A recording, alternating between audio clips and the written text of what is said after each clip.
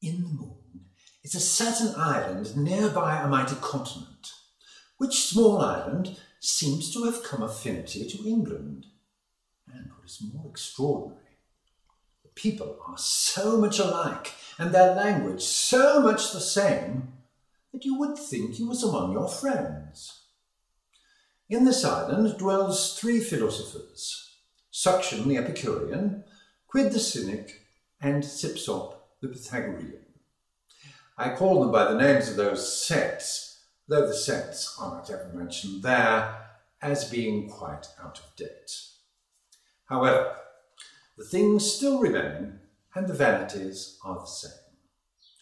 The 3 philosophers sat together, thinking of nothing. In comes Etruscan Column, the antiquarian, and after an abundance of inquiries to no purpose, sat himself down and described something that nobody listened to. So they were employed when Mistress Gimlet came in. The corners of her mouth seemed, I don't know how, but very odd, as if she hoped you had not an ill opinion of her. To be sure, we are all poor creatures. Well, she seated herself and seemed to listen with great attention, while the antiquarian seemed to be talking of virtuous cats. But it was not so. She was thinking of the shape of her eyes and mouth, and he was thinking of his eternal fame. The 3 philosophers at this time were each endeavouring to conceal his laughter. Oh, not at them, but at his own imagination. This was the situation of this improving company when, in a great hurry, Inflammable Gas, the Windfinder, entered. They seemed to rise and salute each other. Etruscan Column and Inflammable Gas fixed their eyes on each other. Their tongues went in question and answer, but their thoughts were otherwise employed. I don't like his eyes, said Etruscan Column. He's a foolish puppy, said Inflammable Gas, smiling on him. The 3 philosophers, the Cynic smiling, the Epicurean seeming studying the flame of the candle, and the Pythagorean playing with the cat, listened with open mouths to the edifying discourses. Sir, said the antiquarian, I have seen these works, and I do affirm they are no such thing. They seem to me to be the most wretched, paltry, flimsy stuff that ever— What do you say? What do you say? Said Inflammable Gas. Why, I wish I could see you right so. Sir, according to my opinion, the author is an arrant blockhead. Your reason? Your reason? Why, I think it very abominable to call a man a blockhead that you know nothing of. Reason, sir. I'll give you an example for your reason. I was walking along the street when I saw a vast number of swallows on the roads of an old Gothic square. They seemed to be going on their passage, as Pliny says. As I was looking up, a little outre fellow, pulling me by the sleeve, cries, "Pray, sir, who do all they belong to?" I turned myself about with great contempt. Said I, "Go along, you fool!" "Fool," said he. "Who do you call fool? I only asked you a civil question." I had a great mind to have thrashed the fellow, only he was bigger than I. Here Etruscan Column left off. Inflammable Gas, recollecting himself, said, "Indeed, I do not think the man was a fool, for he seems to me to have been desirous of inquiring into the works of nature." "Ha, ha, ha," said the Pythagorean. It was re-echoed by Inflammable Gas to overthrow the argument. Etruscan Column, then, starting up and clenching both his fists, was prepared to give a formal answer to the company.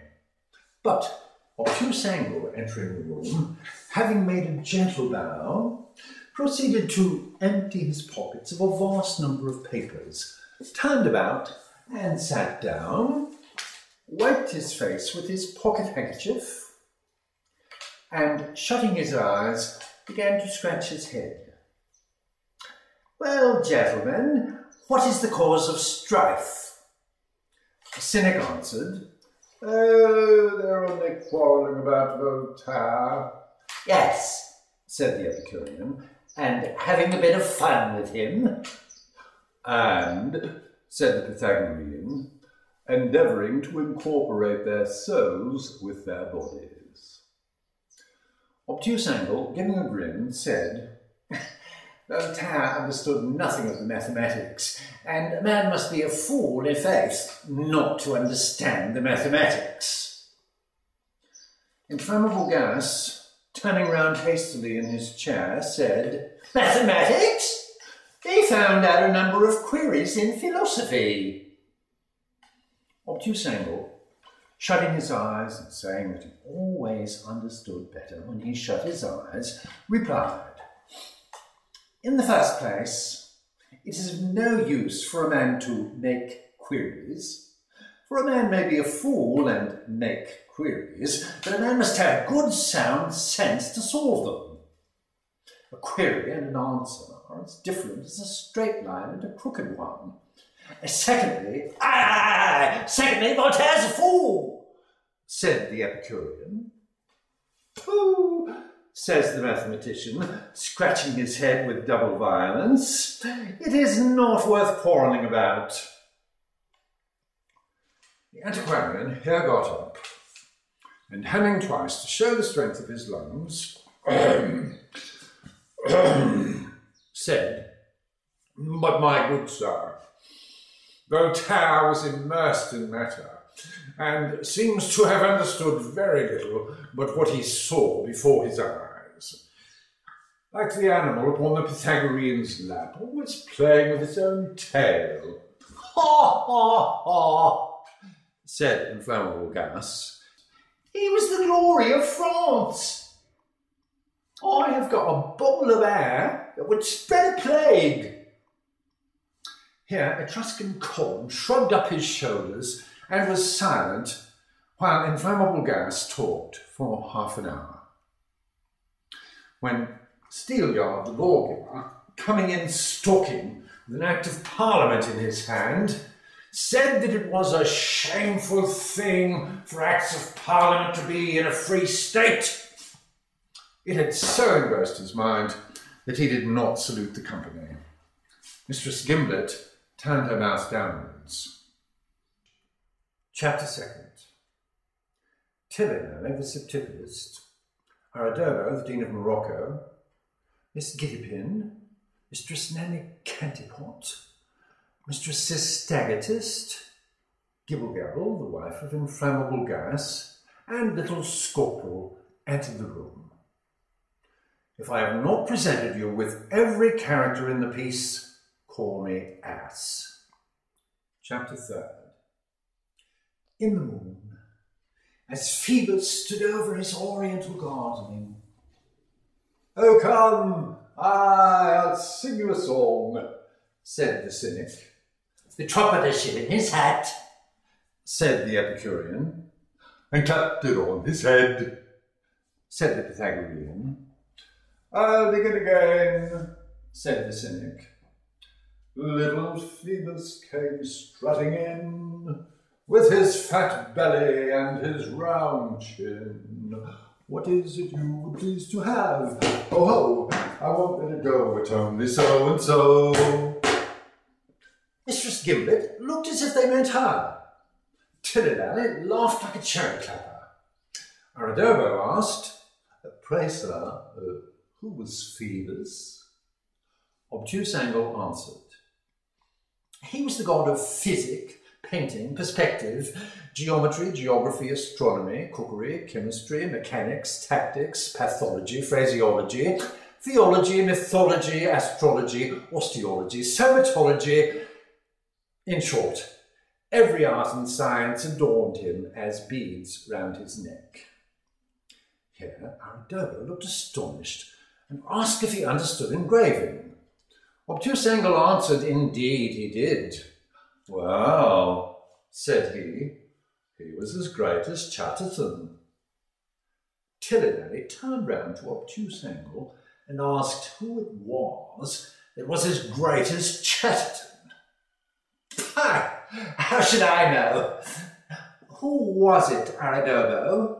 Why, sir, the gentleman the song was about. Oh, said Tilly-Lally. I did not hear it. What was it, Obtuse Angle? Pooh, said he. Nonsense. It was Phoebus, said the Epicurean. Oh, that was the gentleman. Pray, sir, said Tilly-Lally, who was Phoebus? Obtuse Angle answered, the heathen in the old ages used to have gods that they worshipped, and they used to sacrifice to them. You have read about that in the Bible. Oh, I thought I'd read of Phoebus in the Bible. Aridogo, you should always think before you speak. Ha, ha, ha! He means Pharaoh, said Tilly-Lally. Oh, I am ashamed of you, making use of the names in the Bible, said Mistress Astagatist.